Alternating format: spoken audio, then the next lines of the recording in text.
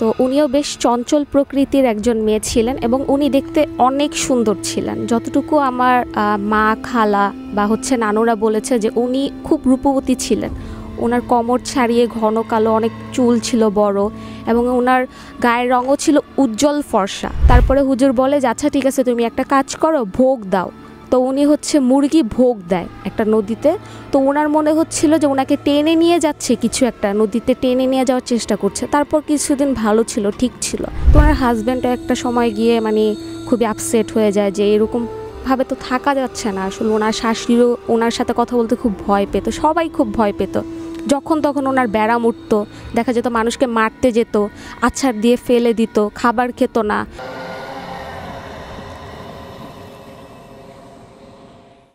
আমার সেকেন্ড ঘটনাটা আমার আম্মুর খুব কাছের একজন রিলেটিভকে নিয়ে। উনি সম্পর্কে আমার আন্টি হন। ঘটনাটা বেশ বড় এবং খুবই ভয়ঙ্কর এবং 100% সত্য। সো উনিও সোনারগাঁও গ্রামেই ওনার জন্ম। আমার আম্মুর পাড়ারই একজন ছিলেন।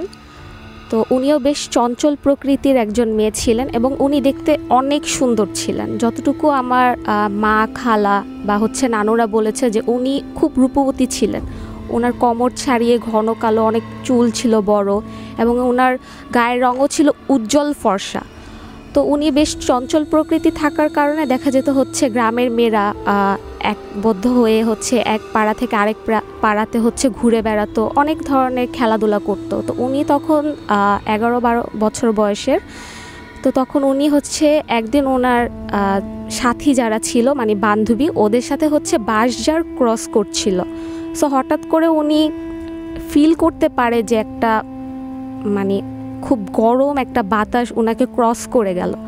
সো উনি অত একটা পাত্তা দেয়নি। তো উনি তারপরে বাসায় চলে আসে। তো বাসায় চলে আসার পর রাতের বেলা উনি একটা স্বপ্ন দেখে। স্বপ্নতে উনি দেখেন যে বিশাল বড়, মোটা এবং খুব কুৎসিত দেখতে, বিকট চেহারার একজন কিছু ওনাকে এসে বলছে যে তুমি আমার সাথে চলো, আমি তোমাকে নিয়ে যাব। তো উনি ফার্স্ট একটু ভয় পেয়ে চিৎকার দেয়, যেহেতু উনি 11-12 বছর একজন শিশুই ছিলেন। সো উনি ওনার মাকে, বাবাকে বলেন ঘটনাটা। তো ওনারা একটা দুঃস্বপ্ন ভেবে এটা উড়িয়ে দেয়। তো এরকম যেতে যেতে একটা সময় পর ওনার 14 বছর বয়সে বিয়ে হয়।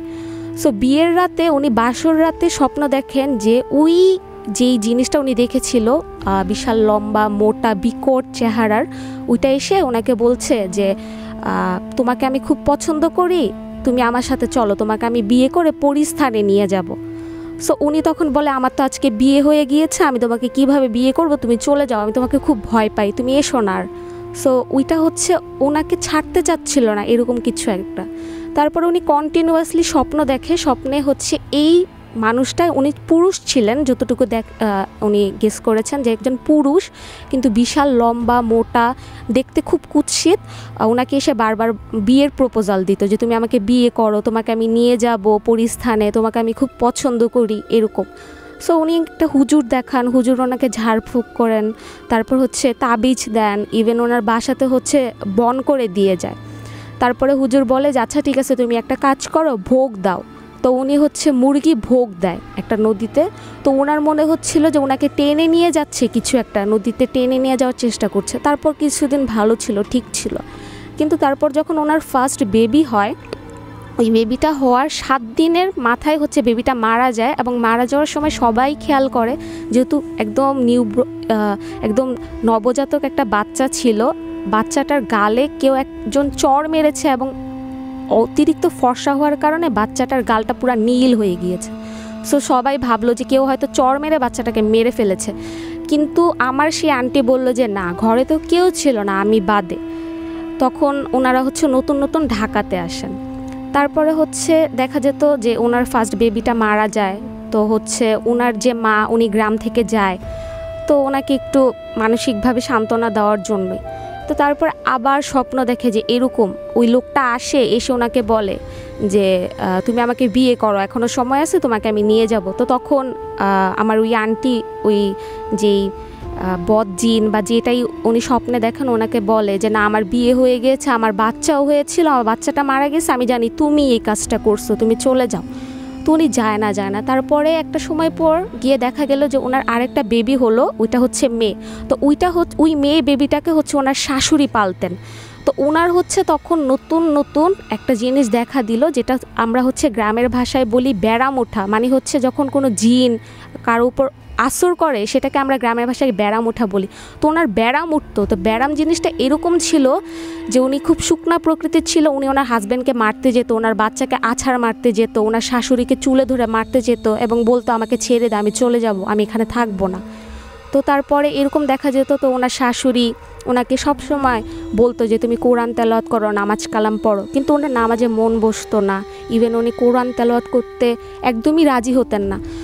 সো এরকম করতে করতে হঠাৎ করে একটা পর্যায়ে গিয়ে দেখা যায় যে যখন কালী পূজা বা দুর্গা পূজা হতো, ওনাকে ঘরে রাখা যেত না। উনি একজন মুসলিম ঘরের নারী হয়ে উনি কালী পূজাতে গিয়ে কালীর পূজা করতেন, দুর্গা পূজাতে গিয়ে দুর্গার পূজা করতেন এবং জয় মা কালী বলে উনি চিৎকার করতেন। তারপর বলতেন, হিন্দুরা হচ্ছে জিভ দিয়ে আঙ্গুল দিয়ে একটা আওয়াজ করে উলুলুলু করে, তো উনি হচ্ছে এই শব্দটা করতেন ঘরের মধ্যে, আর বিশাল জোরে চিৎকার করে বলতেন জয় মা কালী, জয় মা দুর্গা। তো সবাই যখন এই জিনিসটা ফেস করতে পারে, সবাই একটু ভয় পায়, ওনার শাশুড়ি ওনার হাজব্যান্ড, যে এটা কি হলো, এরকম ঘটনা তো কখনো দেখিনি। তো উনি ওনার শাশুড়ি হচ্ছে ওনার মাকে খবর দেন যে আপনার মেয়ের তো এরকম সমস্যা, আপনার মেয়ে কি ঠিক আছে নাকি মাথায় কোনো সমস্যা। তো হচ্ছে ওনার মা গ্রাম থেকে আসে আবার ঢাকায়, তো বলে যে না, আমার মেয়ে তো পরিপূর্ণ সুস্থ স্বাভাবিক সুন্দর একটা মেয়েকে আমি বিয়ে দিয়ে ঢাকাতে পাঠালাম, আমার মেয়ের এইরকম অবস্থা কেন। তো তারপরে দেখা যেত যে বাসায় ওনার যে বেবিটা ছিল সেই বেবিটাকে ওনার শাশুড়ি পালতেন। ইভেন ওনার হাজব্যান্ডকে উনি দেখতে পারতেন না, একসাথে ঘুমাতে যেতেন না, মানে খেতে যেতেন না। এরকম ভয়াবহ অবস্থা দিন বা দিন একদম বাড়তে যাচ্ছে। তারপরে যেই উনি হচ্ছে বাসায় ওনার হাজব্যান্ড একটু কোরআন তেলাওয়াত করতো বা নামাজ টামাজ পড়ার চেষ্টা করতো, উনি খুব চিৎকার চেঁচামেচি করতেন, মানে ওনার একদম পছন্দ হচ্ছে না এরকম একটা বিষয়। তো এমনও হয়েছিল একবার কালী পূজার সময় রাজারবাগ বাসাবোতে রাজারবাগ কালী মন্দির একটা আছে। তো এটা হচ্ছে 2007-08 দিকের ঘটনা। তখন অনেক পরিমাণে কারেন্ট চলে যেত। তো কারেন্ট চলে গেলে তখনকার মানুষ একটু বাহিরে বের হয়ে একসঙ্গে কথা বলতো এরকম। তো ওনারই হচ্ছে একটা বোনের ছেলে দেখতে পান যে ওনার খালার মতো কেউ দৌড় দিচ্ছে, একটা মহিলা দৌড় দিয়ে কালী মন্দিরের দিকে যাচ্ছে। তো পিছন থেকে পরে দেখলেন যে ওনার খালু এবং ওনার হচ্ছে ভাইয়ের ছেলে। তো পরে উনি ওনার হচ্ছে খালুকে বলেন যে খালু আপনি এখানে কি করেন, কি হয়েছে। তো ওনার খালু ওনাকে একটা ধমক দিয়ে বলে তুই দেখলি না তোর খালা যে মাত্র দৌড় দিল এই দিক থেকে। তো এখানে বিষয়টা কীরকম, যেই মহিলা খুবই সুন্দর দেখতে, গ্রাম থেকে ঢাকা শহরে এসছেন এবং গ্রাম অঞ্চলের মেয়েরা কিন্তু একটু ভদ্র নম্র টাইপের হয়, সে 3-4 বছরও হলো না বিয়ে করেছে, তার ঘর থেকে দৌড় দিয়ে উনি কালী মন্দিরের দিকে দৌড় দিচ্ছেন। সো তখন এলাকাতে অনেক সবাই ছড়িয়ে গেল ব্যাপারটা যে আরে ওনার বউর সাথে তো ভূত আছে বা খারাপ কিছু আছে। তো তারপরে হচ্ছে ওনার হাজব্যান্ড, ওনার হচ্ছে ভাইয়ের যেই ছেলে আর হচ্ছে ওই আমার আন্টির হচ্ছে বোনের ছেলে, তো এই 3 জন মিলে হচ্ছে কালী মন্দিরে যায়। তো কালী মন্দিরে যাওয়ার পরে সবাই থমকে যায়, উনি দেখেন যে উনি হচ্ছে কালীর পূজা করছে। তো যিনি হচ্ছে মানে কালীর পূজা করে থাকেন লোক, ওনারাও হচ্ছে দেখে মানে থমকে গেল যে এটা কি, একজন মুসলিম ঘরের নারী এসে কিভাবে কালীর পূজা করছে এবং পূজার প্রত্যেকটা লাইন A to Z সব পারফেক্ট ঠিক। তো পরে ওনার হাজব্যান্ড, ওনার হচ্ছে ভাইয়ের ছেলে, ওনার বোনের ছেলে সবাই মিলে ওনাকে ধরে রাখতে পারছে না। উনি কিন্তু বেশ শুকনাই ছিলেন বলতে গেলে, 7-8 জন, ইভেন হিন্দু লোকেরা ওনাকে ধরে রাখতে পারছে না। ওনার মধ্যে এত শক্তি, উনি সবাইকে ফেলে দিচ্ছে এরকম একটা অবস্থা। আর জোরে জোরে চিৎকার করে বলছে যে জয় মা কালী, জয় মা কালী। আর হচ্ছে হিন্দুরা যেই জিভ দিয়ে আওয়াজটা করেতে ওই আওয়াজটা দিচ্ছে। তো সবাই অনেক ভয় পায়। তো তারপরে হচ্ছে ওনাকে এভাবে অনেক বছর দেখা যেত যে যখনই কালীর পূজা হয় বা দুর্গার পূজা হয় ওনাকে বাসায় তালা মেরে রাখতো, আর ঘরের থেকে আওয়াজ হতো জয় মা কালী, জয় মা কালী বলে কেউ এরকম কথা বলছে। তো ওনার হাজব্যান্ডও একটা সময় গিয়ে মানে খুবই আপসেট হয়ে যায় যে এরকমভাবে তো থাকা যাচ্ছে না। আসলে ওনার শাশুড়িও ওনার সাথে কথা বলতে খুব ভয় পেত, সবাই খুব ভয় পেত। যখন তখন ওনার ব্যারাম উঠতো, দেখা যেত মানুষকে মারতে যেত, আছাড় দিয়ে ফেলে দিত, খাবার খেত না। আর চিৎকার চেঁচামেচি করে একটা মুসলিম ঘর থেকে কখনো জয় মা কালীর ওয়ার্ডটা আসে না, এটা খুবই ভয়ঙ্কর। তো তারপরে অনেক হুজুর দেখানো হলো, কবিরাজ দেখানো হলো, সবাই বলে ভোগ দিতে, নামাজ পড়তে, কোরআন পড়তে, কিন্তু কোরআন নামাজ কিভাবে পড়বে? উনি তো জয় মা কালী বলেই তো পার পাচ্ছে না, উনি পূজা করতে চাচ্ছে, উনি বলতেছে আমাকে পূজা করতে দাও, এটা করতে দাও, আমাকে ছাড়ো, আমি এখানে থাকবো না, আমার এখানে ভালো লাগে না, আমি চলে যাব, আমি যেখান থেকে এসছি আমি সেখানে চলে যাব। তো উনি নাকি ইভেন এটাও বলতো যে আমার স্বামী আছে, আমার স্বামী আছে। তো ওনার স্বামী তো হচ্ছে যিনি ঘরে থাকেন উনি, ওনার আবার স্বামী কোথা থেকে আসবে? তো এরকম ব্যাপারগুলো যখন একদম খারাপ পর্যায়ে চলে যায়, তো ওনার হচ্ছে সেকেন্ড আরেকটা বেবি হয়, সেই বেবিটাকে উনি আছাড় মারতে নেয়, বলে যে না না এটা আমার বেবি না।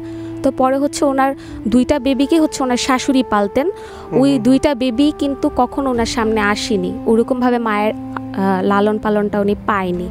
তারপরে যেই কালী মন্দিরে হচ্ছে উনি পূজা করতে গিয়েছিলেন, সেই কালী মন্দিরেই একজন বৃদ্ধ একজন লোক ছিলেন, তিনি ছিলেন হিন্দু, তিনি হচ্ছেন মানুষের কবিরাজি করে থাকতেন, অনেক কিছুই জানতেন এবং উনি প্রত্যেকটা ধর্মে বিশ্বস্ত ছিলেন। তো ওনারই কোনো না কোনোভাবে হচ্ছে রিলেটিভের মাধ্যমে খোঁজ খবর পায় যে উনি হয়তো কিছু একটা করতে পারে।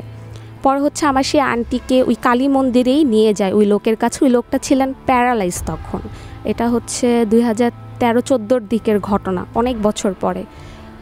তো নিয়ে যাওয়ার পরে ওই লোক হচ্ছে ওনার উপরে যেটা ছিলেন ওইটাকে ডাকে। তো ডাকার পরে হচ্ছে উনি ফার্স্টে মানে বিকট একটা চিৎকার দিয়ে অজ্ঞান হয়ে যায়। তারপর দেখলো কে যেন ওনার উপর আসছে, এটা হচ্ছে ওনার হাজব্যান্ড আর ওনার হচ্ছে বোনের ছেলে বলল। যে পরে ওই যেই লোকটা ছিলেন হিন্দু, ওনাকে জিজ্ঞেস করলো যে তুমি কি চাও, তুমি কেন আসছো? তো পরে ওই যেটা ওনার উপরে ছিল ভূত বা জিন যেটাই বলি, ও বলছে যে আমি ওকে খুব পছন্দ করি, ওকে আমি বিয়ে করেছি, ওকে আমি বিয়ে করে পরিস্থানে নিয়ে যাব, ও আমার সাথে থাকবে। তো পরে ওই হিন্দু লোকটা বলল তুমি কোন ধর্ম থেকে বিলং করো? তো উনি বলল যে আমি হিন্দু, আমি কালীর পূজা করি। তো পরে উনি বলল যে আচ্ছা তুমি ওকে ছেড়ে দাও, ওর তো বয়স হতো না, নতুন নতুন বিয়ে করেছে, 2টা বাচ্চা, ওই 2টা বাচ্চাকেও কখনো কাছে নিতে পারেনি, তুমি ওকে মাফ করে দাও, যদি কখনো কোনো ভুল করে থাকে বা কোনো কিছু তুমি ওকে মাফ করে দাও, ওকে ছেড়ে দাও। তো এখানে একটা ফ্ল্যাশব্যাক চলে আসে, ওই যেটা আছর করা ছিল, উনি বলেন যে আমি ওকে বাঁশঝাড় থেকে ধরছি। তো বাঁশঝাড়ের ঘটনা তো ওনার হাজব্যান্ড বা কেউই জানে না। ফ্ল্যাশব্যাকে কিন্তু আমরা শুনেছিলাম যে উনি যখন ছোট ছিলেন তখন বাঁশঝাড় দিয়ে আসার সময় উনি একটা বাতাস অনুভব করেছিল, সেই তখন থেকেই ওনার সাথে এটা এখনও আছে এবং এটা অনেক বছর হয়ে গিয়েছে। তারপরে সেই হিন্দু লোকটাই হচ্ছে ওনার চিকিৎসা করার চেষ্টা করে, অনেক বছর চিকিৎসা করে, চিকিৎসা করার পর ওনার হচ্ছে পুরো বাড়ি, যে বাড়িতে উনি থাকতেন, পুরো বাড়ি বন করে, ওনাকে হচ্ছে রাতের বেলা খুব ভালোভাবে উনি যেই মানে জিন বা যেগুলো ওনার ছিল ওগুলোর মাধ্যমে খোঁজ খবর নিয়ে অনেক কিছুর মাধ্যমে তারপর দেখা গেল যে উনি ওনার চিকিৎসা করলেন এবং বেশ অনেক বছর ছিল, 10 বছরের মতো ওনার এই অবস্থা ছিল এবং ওনার এলাকাতে সবাই জানে যে ওনার এরকম একটা অবস্থা, সবাই ওনাকে অনেক ভয়ও পেত।